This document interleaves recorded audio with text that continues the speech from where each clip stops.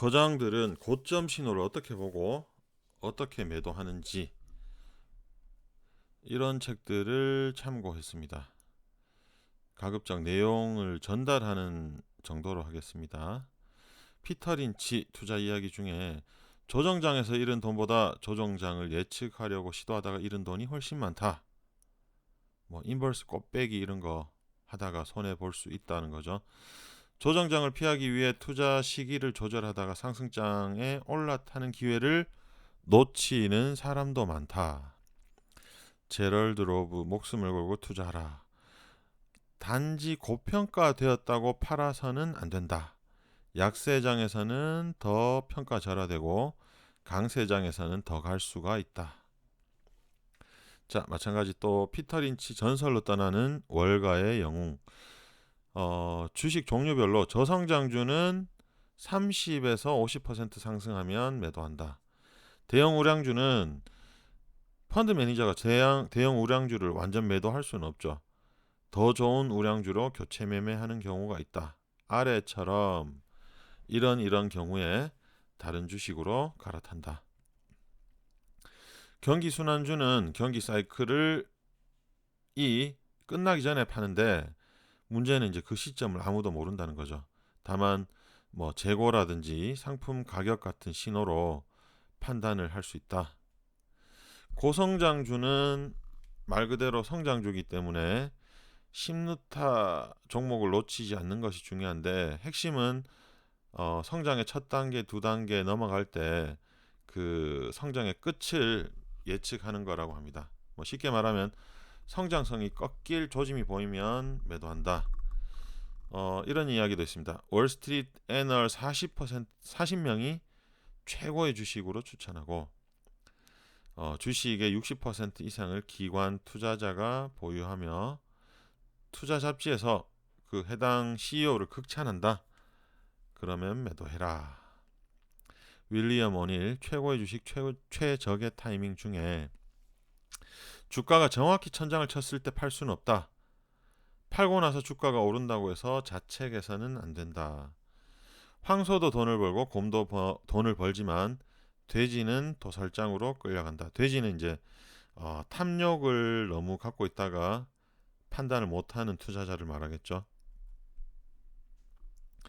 세계적으로 성공한 은행가 로스차일드에게 성공의 비결이 뭐요? 라고 물으니까 나는 절대 바닥에서 사지 않고 늘 너무 일찍 팔았다고 말했다. 겸손한 표현이겠죠. 그 다음 몇 개월간 지금부터는 좀 기술적인 부분입니다. 몇 개월간 쭉 오르다가 기존보다 큰 폭으로 상승을 하더라. 근데 거래량도 폭발하더라. 그러면 고점일 수 있다. 장기간 상승 이후 전날 종가에 비해서 높은 시초가를 갭상승이라고 하죠. 형성하면서 오를 때.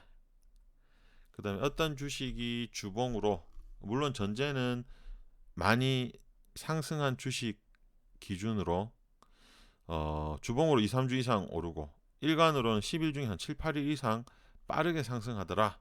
이럴 때도 좀 많이 올랐다라고 볼 수 있다는 거고, 장기간 상승 후에 추가 상승 없이 거래만 엄청나게 나더라. 이때는 손바뀜이 있을 수 있다는 거죠. 200일 선보다 7, 80% 이상 상승한 경우, 책에서는 이렇게 표현되어 있습니다. 나는 이렇게 많이 오른 경우는 보지 못했다. 이런 경우는 이제 고점이라는 거죠. 앙드레 코스톨라니 투자는 심리 게임이다 중에 시세가 상승하면 사람들이 몰려오고 시세가 하락하면 사람들은 떠난다.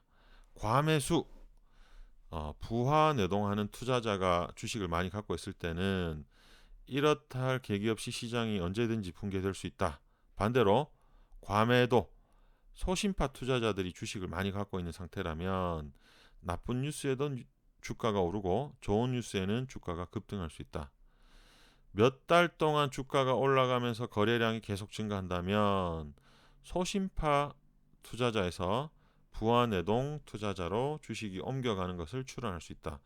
보통 주가가 오를 때 좋게 오르는 거는 거래량이 처음에는 많다가 오를 때는 거래량이 그렇게 많지 않은데 스멀스멀 올라가는 걸 좋게 올라가는 거라고 보는데, 지금 여기서는 주가가 올라가면서 거기 비례해서 거래량도 계속 증가하면 이거는 뭐 아래와 같은 신호로 볼 수 있다는 거고, 유명한 코스톨라니 달걀 모형이라는 게 있죠. 요 B3에서 A1으로 올 때 이때는 사는 구간, A3에서 B1까지 오는데 요때는 파는 구간. 이 그림만 보면 되게 쉬운데 실제로 적용이 쉽지 않은 게 이 저점인지 고점인지 그걸 알 수가 없어요. 그래서 이분은 금리를 되게 중요하게 생각하는데, 금리 정점, 금리 저점, 요거를 일단은 주가하고 100% 똑같이 가진 않지만 기준 잡고 우리가 하면 적용을 할 수 있을 것 같고, 이때는 사고, 이때는 홀드, 이때는 팔고, 이때는 이제 현금을 좀 더 많이 갖고 있는 거죠. 그 다음에 이때는 다시 산다.